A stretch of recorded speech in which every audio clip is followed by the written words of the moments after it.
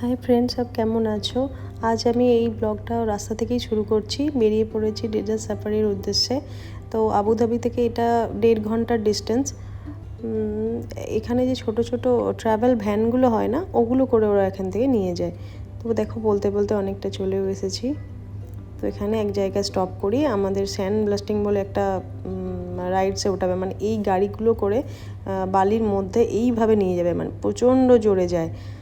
আমি অনেক কষ্ট করে জাস্ট ভিডিওটা করেছি দেখানোর জন্য, বসে থাকতে পারা যাচ্ছে না। মানে এদিক ওদিক বেটু তো পুরো ভয়ে চিৎকার করছিল, পুরো উপরে মাথা ঠুকে যাচ্ছে, পাশে ঠুকে যাচ্ছে, মানে যাচ্ছে তাই কেলেঙ্কারি করে পৌঁছেছিলাম আমরা। ভাবলাম বাপরে, এগুলো কিন্তু ওদের প্যাকেজের মধ্যেই থাকে। ওরা নেয় 75 দিরহাম পার হেড, আর বাচ্চাদের জন্য 50। তো আমাদের এরকম দুজনের 75, একজনের 50 লেগেছিলো। তার মধ্যে ভিতরের যে কালচারাল ওদের প্রোগ্রাম হয় সেটাও আছে ইনক্লুডেড, অ্যান্ড ওর সাথে স্ন্যাক্স, ডিনার সব কিছুই দেবে। তো চলুন দেখি পৌঁছতে পারি কি না।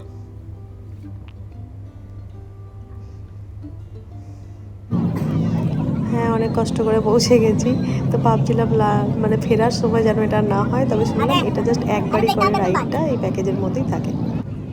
এই দেখুন এরা কেমন কালারিং স্যান্ড দিয়ে এখানে কি সুন্দর বানিয়েছে।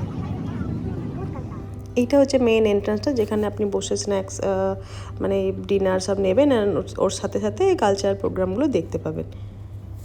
বাইরে মানে উটের যে রাইড ফাইড থাকে ওগুলো তো আমাদের কেউ করবে না, কারণ বাচ্চা নিয়ে যেতে পারবো না, ব্যাটা যাবে না, ও ভয় পাচ্ছিল। তো আমরা দুজন ঠিক করলাম, ঠিক আছে চলো ভেতরে গিয়েই বসে। আর উট তো আমরা রাজস্থানে এমনিতেই চড়েছি, তো সেটার কোনো দরকার ছিল না। তো এনাকে জিজ্ঞেস করলাম যে আমাদের কখন ওখান থেকে শুরু হবে, তো বললো নিচের কাউন্টার 7টার সময় শুরু হবে। তো এই জন্য আমরা উপরে চলে এসেছি। এটার জন্য এক্সট্রা 50 দিরহাম করে আমাদেরকে পে করতে হয়েছে।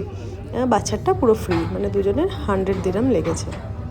মানে আমাদের হচ্ছে 100 দিরহাম মানে 2200 টাকা, মানে 22 দিয়ে ওর সাথে গুণ করতে হবে। উপরের ভিউটা জাস্ট দেখো।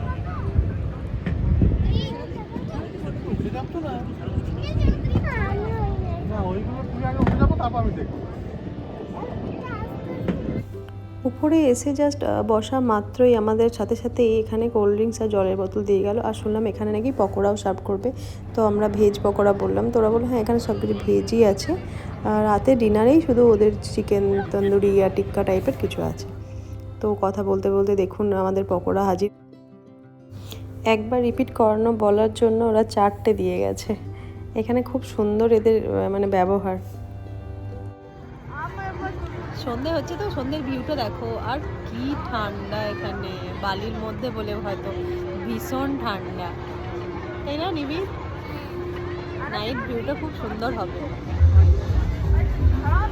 এখানে হবে বেলি ড্যান্স,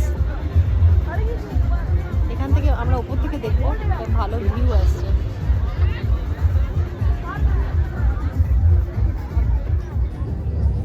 এখন আমাদের এখানে ডিনার স্টার্ট হয়ে গেছে, তো এখন নিচে যাব ডিনারটা নিয়ে আসার জন্য। এখানে এখন টাইম আছে 6টা, সন্ধ্যে 6টা, বাট এদের এখানে এখনই ডিনারটা স্টার্ট হয়ে গেছে। তো ডিনারটাকে করে নিই, তারপরে কথা বলবো। ডিনার এরা নিয়ে নিয়েছে, এদের এখানে ননভেজ আছে চিকেনের, বাট আমারটা পুরোপুরি ভেজ। এখানে নিয়েছি এখানকার পরোটা, চানা, স্যালাড আর রাইস।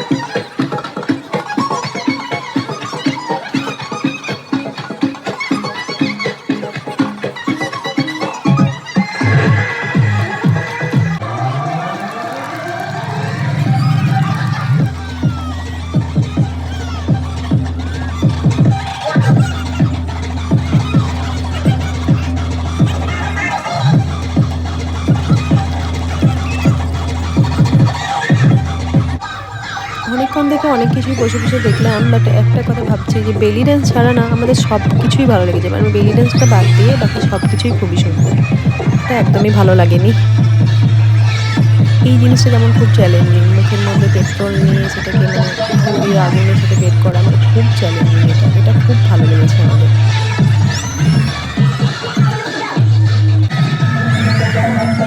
এখন আমরা ফিরছি, রাত হয়ে গেছে, এখন বাজে ঘড়িতে 7:30। সব কিছু শেষ, এবার আমরা ফিরছি। চলে এসেছি এখন গাড়িতে, এবার ফেরার পালা। 1:45 বাজছে, মানে 10:30 হয়ে যাবে মানে বাড়ি ফেরত। ঠিক আছে, চলো এখানে ভিডিওটা এন্ড করলাম। Bye bye.